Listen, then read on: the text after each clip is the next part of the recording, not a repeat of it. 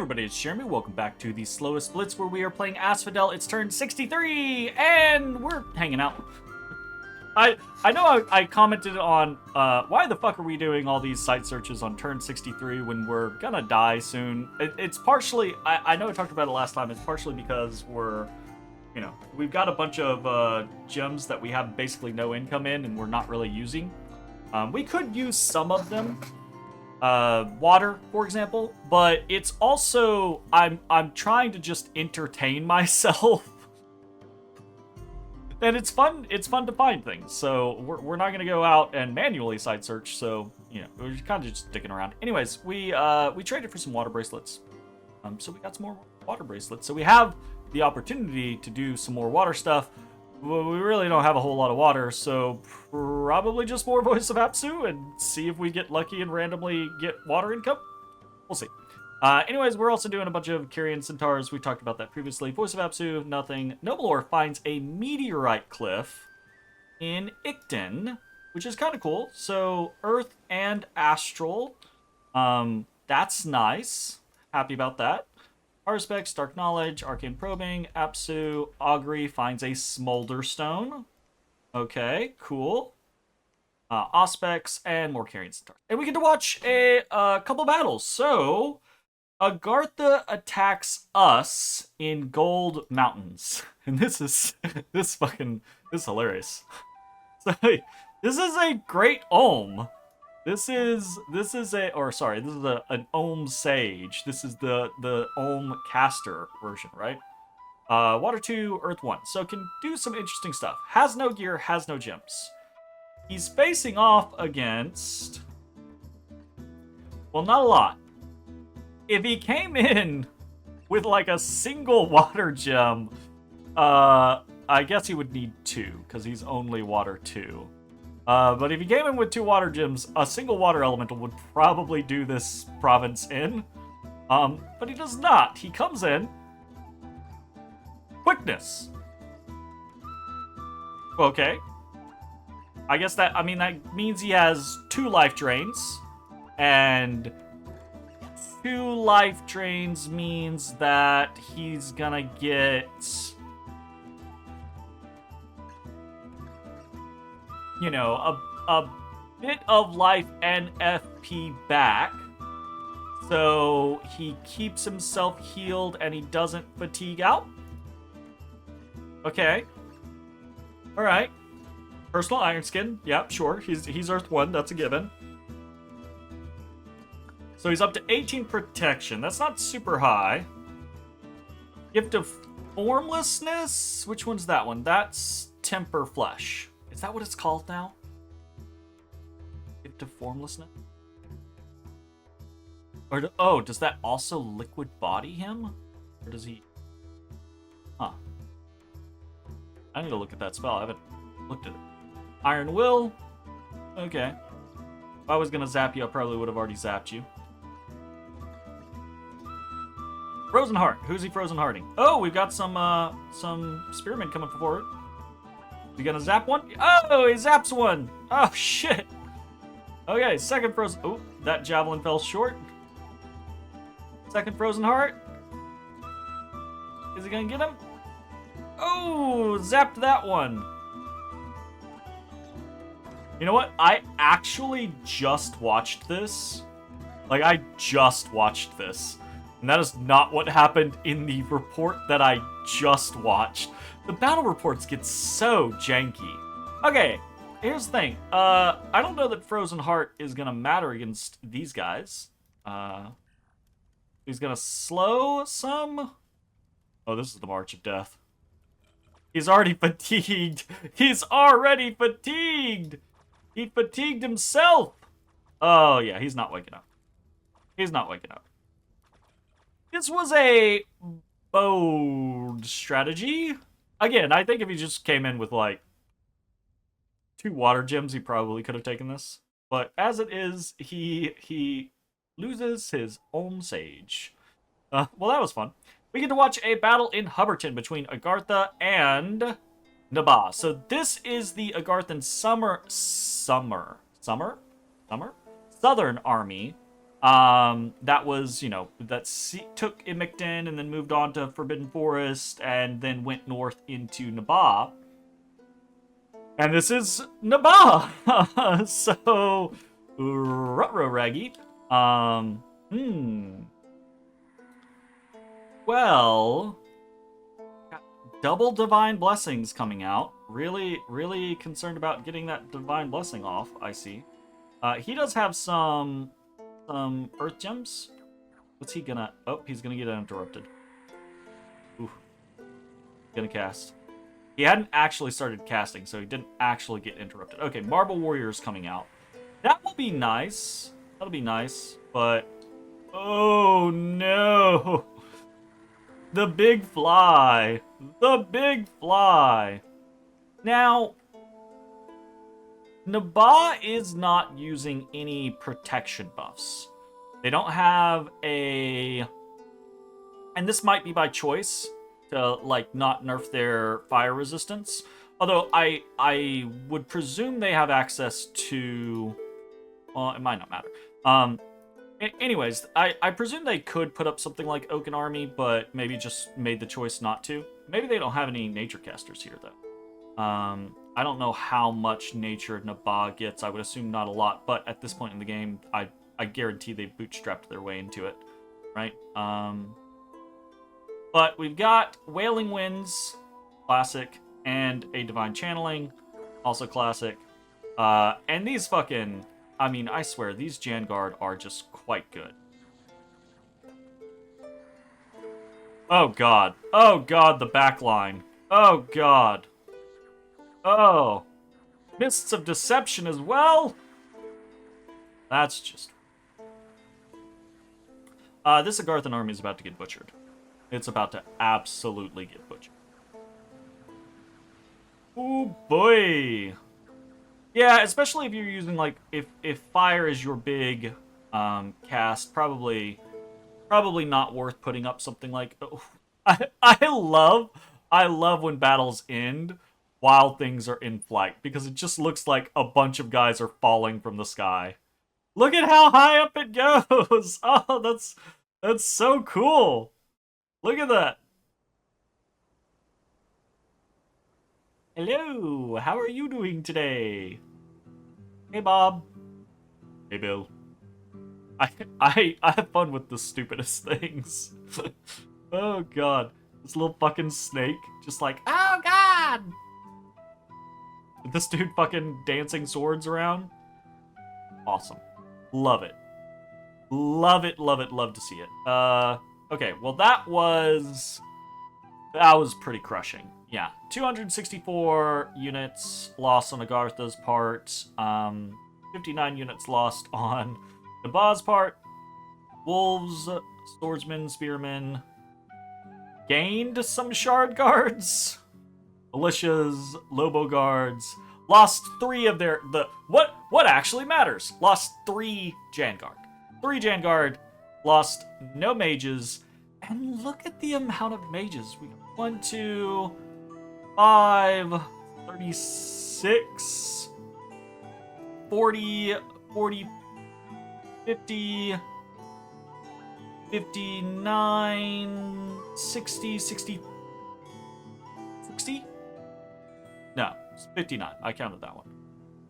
Something like that, right? Like, close to 60 mages versus 3. I don't... So, this is the 3rd army, right? The first army that came from Agartha for us, right? We saw that. This is the 2nd army that came from Agartha for us. And then we saw the 3rd army that Nabah battled previously with Agartha. I think they had a few more mages, but it was still only like 5 or 6 or something like that. It's turn 62. Like, if you're going to march to war, you've gotta have some mage support. I don't really understand why. I mean, it's probably just like, I say I don't really understand. It's probably just the Agarthan player being like, look, early game did not go well for me. You know, I've been out of the game. They're probably just noodling, you know? And that's fine, it happens. But this army, like these components are not bad components. The Great Olms can do work with their fucking Mind Blast. They are hella disruptive, right? Like the Shard Guard these guys are they hit like trucks. They have low attack density, but they hit like trucks. You give them a little bit of a boost, right? And this is a two-handed weapon, so it gets even more additional strength. But you give them a little boost in strength, which your Earth, you totally can do. Maybe they probably are doing it. I don't know. Are they doing it? They only have 3 mages, right? Like, give them a little boost in strength, and they're hitting for over 30, right? With the magic weapon that is both slashing and piercing. That matters. That absolutely matters, you know? And they've got 16 protection out of the gate. The Shard Whites, similar situation, right? The Sentinels, these guys are fucking bricks. They're tanks, built-in slash and pierce resistance. That's awesome. That's so good, and they're blessable, and you have a good bless for them. Like, and the Magma Children exist. No, Magma Children are good.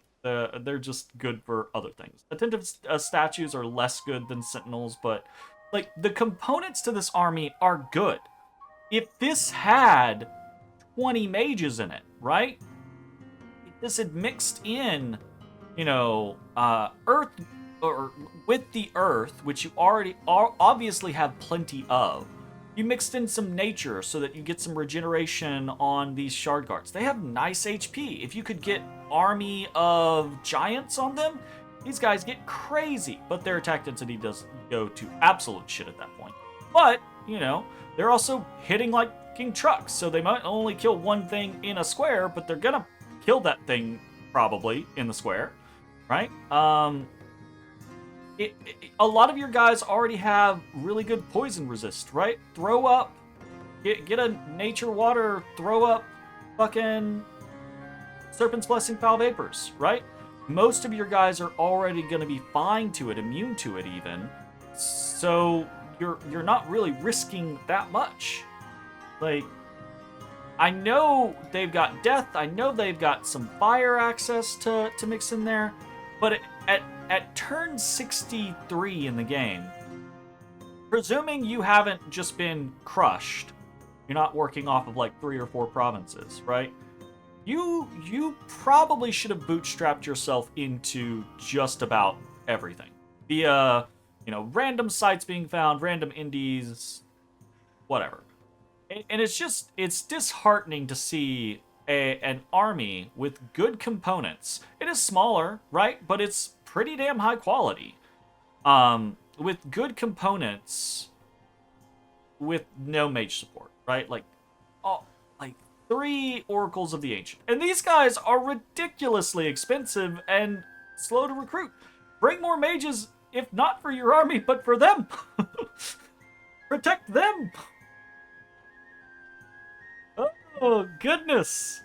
And it's doubly disheartening to know, right, like, this army exists, as did, at the same time, as the army that Nabob defeated last turn existed, right?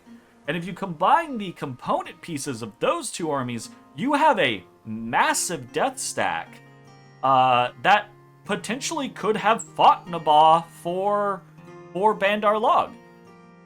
If they brought mages, right? Like, if they had brought in 20, 30 mages, which they absolutely have at this point in the game, right? Like, they have to have at this point. It's kind of wild to me.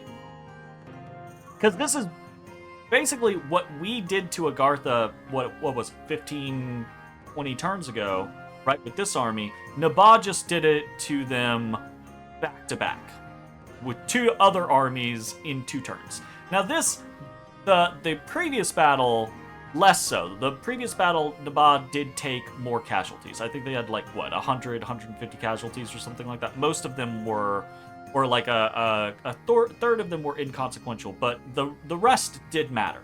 But if you combined this army with that army, and actually made a push for Bandar Log or for Shadowglade and brought a bunch of mages, you might have actually been able to do something. So it's just kind of sad.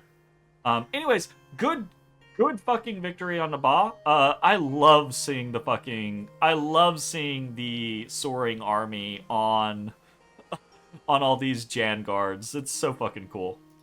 It's really good. What else we got? We get attacked in by Cliff. Alright, nothing doing there. We attack in Gnome Peaks. We sent our little vampire out, and that's not gonna work. He can take on like 1 PD, maybe 6 PD. He cannot take on.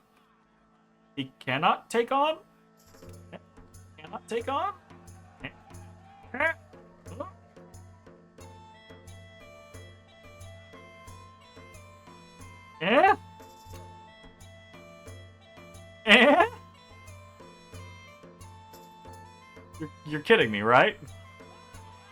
Come on.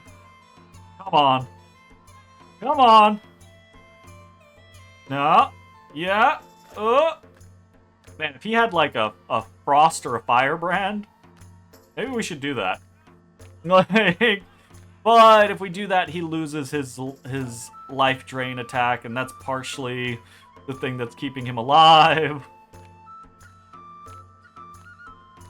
There's no way he actually wins there, is it? Does he have fear? He doesn't have fear. If he had fear, this would be over. He would have... You're kidding me. You're kidding me. Really? Really? Oh, no, he died. Oh, fuck. No, he died. He died. But it's possible. We did just see that it's possible. Oh, fuck no. Some militia walked up to him and stabbed him in the fucking head. Oh, God. That's funny. Well, you know. It is what it is, I suppose. Alright, we get attacked in Sitha. And this one's kind of funny. He sends in a shit ton of wolves. This is like 100 wolves with an adventurer as a leader. And we actually have some mannequins here, so it's like a giant wolf mannequin battle. And wolves do really well against mannequins. As you can see, they obliterated the northern and southern wings. They would have obliterated the center wing if we did not have a bunch of whites in the center wing. So we get attacked there. Carrion horses did pretty good. But yeah, I mean, they killed... So if this... The whites holding the center, maybe it wouldn't have mattered. Maybe even without the whites, we would have won. Because the wolves just kind of broke. But... That... Surprisingly, wolves trade very well with mannequins. Surprisingly. It's fun. Anyways, we attack in Emicton. And there's nothing here, and we didn't expect there to be anything here. So hopefully it'll be fine.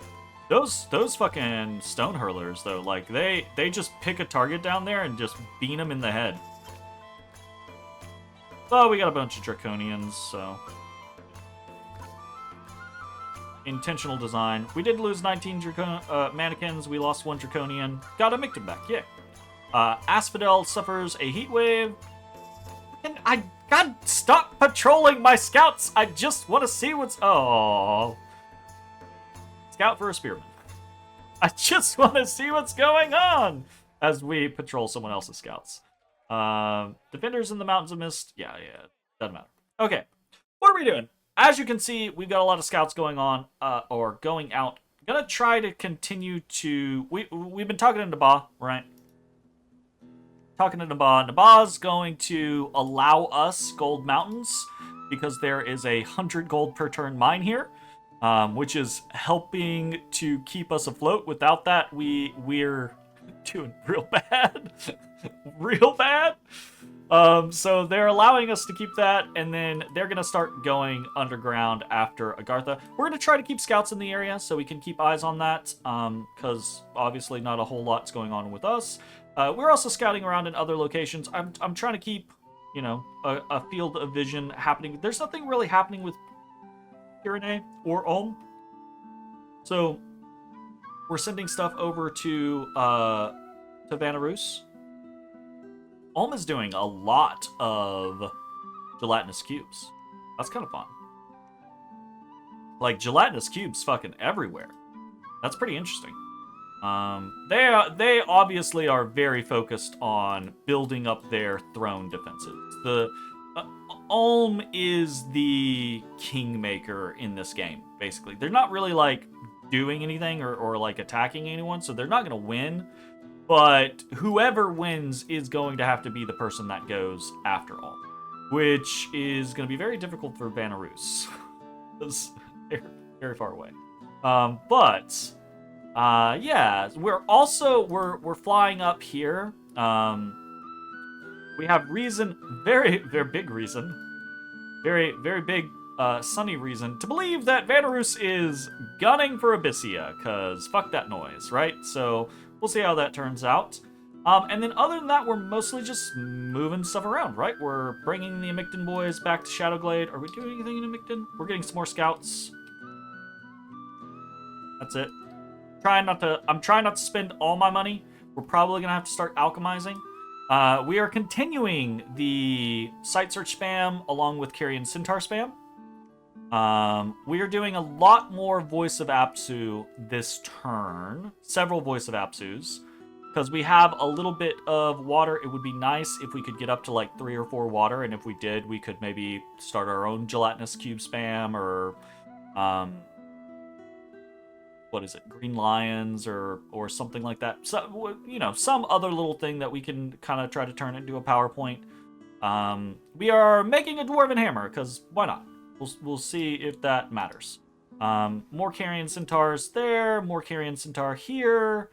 And that is mostly it, I believe. Not a lot else going on. So, gonna try to continue to keep eyes on things, see if we can catch some fun things going on. I've got to just assume that at this point, man is just like, I'm not fighting you. So if nothing else, we might just try to stave off starvation and our inevitable Dominion death. You know, we could drop another temple over, you know, continue trading for money, alchemize for money, drop another temple in Amicton, drop a temple in Forbidden Forest, summon a couple Carrion Lords, right, and have them preaching in locations.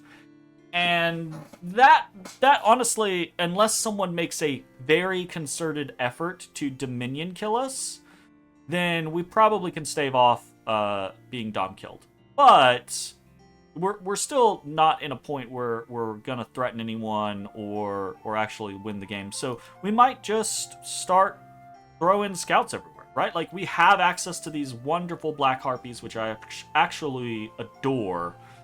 Every time I play a nation that has flying scouts like that, and then I go and play another nation, I'm like, ew. So maybe we just make a bunch of black harpies and go sightsee around the world and watch the game unfold. Maybe. We'll see. But I say that I assume man is going to come for us. Maybe they're just waiting for something. It's at that point in the game, turn 63, it's at that point in the game where people are popping, you know, tier 9s. So maybe he has some big tier 9 that he wants to come in. Demon cleansing? It's only demons, right? I don't think that counts for undead. Maybe he's gonna do like a big undead mastery play or something like that. I could see that. You know? I could see something like that. That could be cool. Try to just yoink our army out from under us. Could be neat. So my assumption is he's building up for some big play he's waiting for some research goal or something like that. And if that's the case, we'll continue to just generate mannequins and try to stave off other things and try to watch what's happening around the world and go from there. So, yeah. Any real reports? No one's at that cusp of winning. The 13 ascension points I think is a weird pick because it requires 7. If it required 6, then I think this is way more of a potential for like a random rush, especially with Ulm holding 3. Even for someone like Ulm, right? Like Ulm could try to randomly rush Green Coast, could try to randomly rush Shadowglade, could try to randomly rush Newland, right?